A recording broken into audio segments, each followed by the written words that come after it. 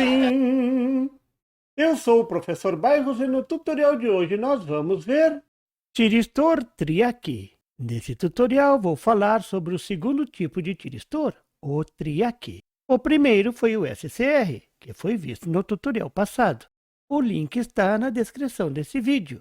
O SCR é usado em corrente contínua. Já o triac é para ser usado em corrente alternada. Vou mostrar como usar o triac. Vamos lá? Esse é o símbolo do triac. E ao lado é mostrado um dos tipos de triacs mais comuns do mercado. Esse você também vai usar muito. O triac é a versão do SCR para a corrente alternada. Simples assim. Lembrando que o TIC 106 é um SCR. Note que o TIC 216 não tem um catodo ou anodo como o TIC 106, mas tem um gate. Ele também precisa ser disparado. Os terminais são chamados de MT1 e MT2 ou A1 e A2. Estes são os terminais onde a tensão AC deverá ser ligada. O encapsulamento do TIC 216 é similar ao TIC 106. Por isso, você deve ter muito cuidado ao usá-los. Você não pode colocar um TIC 106 no lugar de um TIC 216. Você pode imaginar o triac como sendo um componente com dois SCRs montados em ente paralelo, um para lá, outro para cá. Veja na figura. Por isso, o triac pode ser usado em AC. Ora um SCR conduz, ora o outro.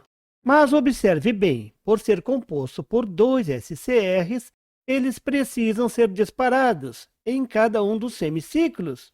Isso é muito importante. O circuito básico do triac é mostrado na figura. Comparando com o circuito do SCR, a única coisa que muda é a fonte de alimentação. Aqui é uma fonte AC. Não tem a chave de desliga tudo. Isso mesmo. No caso do triac, não precisa. Você saberia dizer o porquê? Quando a chave CH1 é fechada, o triac liga. Isso porque um dos SCRs internos liga, aquele que estiver com anodo para o terminal A2. E como ele desliga? Aqui está a grande vantagem de usar o triac em AC. Note que a senoide em algum momento vai subir ao máximo e depois vai descer para passar pelo 0 volt. Quando então troca de polaridade. Nesse ponto o triac desliga. Na verdade, o que importa é a corrente. Como estamos ligando uma lâmpada, então a corrente e a tensão caminham em sincronismo. No semiciclo negativo, o funcionamento é o mesmo. Assim, o triac fica ligado nos dois semiciclos da senoide.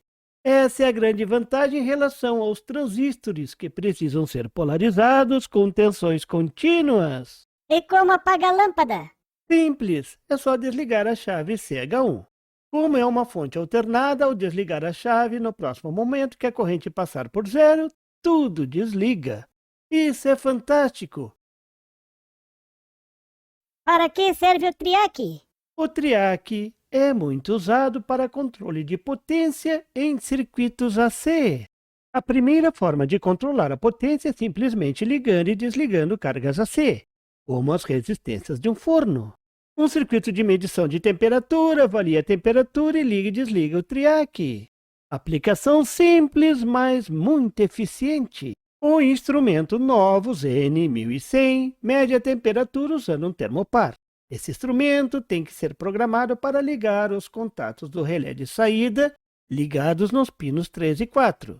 Quando a temperatura estiver abaixo de um limite, por exemplo 180 graus, se for um forno de padaria, com os contatos do relé fechado, o gate do triac é alimentado e a resistência começa a esquentar. Quando a temperatura alcança o valor programado, o relé desliga os contatos e o triac desliga. A resistência começa a esfriar. Quando a temperatura cai abaixo do valor programado, a resistência volta a ser ligada e o ciclo recomeça, mantendo a temperatura constante. Muito simples. Esse instrumento da Novus tem uma série de ajustes que permitem manter esse ciclo de liga e desliga, de forma a manter a temperatura estabilizada com grande precisão. A forma mais simples para ligar um motor AC, pode ser monofásico ou trifásico, é o contator. Mas o contator tem um grande problema.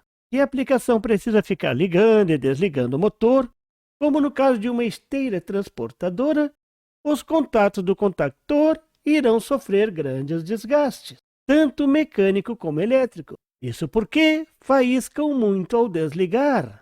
O motivo da faísca é a força contra-eletromotriz gerada nas bobinas do motor. Em breve vou detalhar mais esse assunto. Mas todo mundo já viu isso acontecer ao desligar a luz da sua casa. Provavelmente você já viu uma faísca dentro da chave exatamente no momento que você desliga a chave. É aí que entra o triac. Você pode substituir o contactor por um triac. Como o triac é um semicondutor, não há faísca. Se for um circuito trifásico, Você usa 3 triacs, muito simples. No exemplo da figura, foi usado um triac para acionar um motor monofásico. Existem componentes que usam triacs para essa função. São os chamados relé de estado sólido, mas isso eu vou abordar em outro tutorial. O importante agora é saber que o triac é muito bom para ligar motores AC. Veja na figura as páginas do datasheet do TIC 216.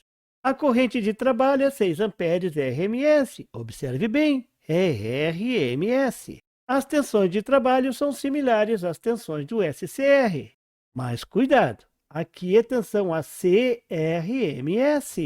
Note que no triac a corrente de sustentação, IH, é maior do que no SCR, mas também existe. Uma observação importante é não trocar os pinos de potência, MT1 e MT2.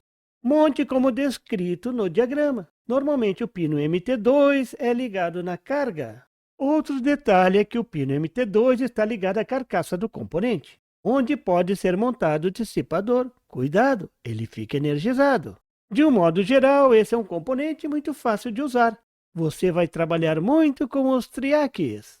Você viu nesse tutorial como funciona o triac, que é uma espécie de SCR para aplicações em circuito AC. Você viu como o triac pode ser usado como controle de potência, controlando a resistência de aquecimento, acionamentos de motores, etc. Existe uma forma muito prática para o controle de potência usando o triac. É através do controle de fase. Mas esse é um estudo que merece um tutorial à parte. Aguarde!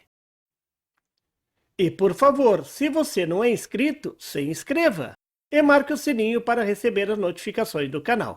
E não esqueça de deixar aquele like e compartilhar para dar uma força ao canal do Professor Bairros. e não tem site, Tem sim, é www.bairrospd.com.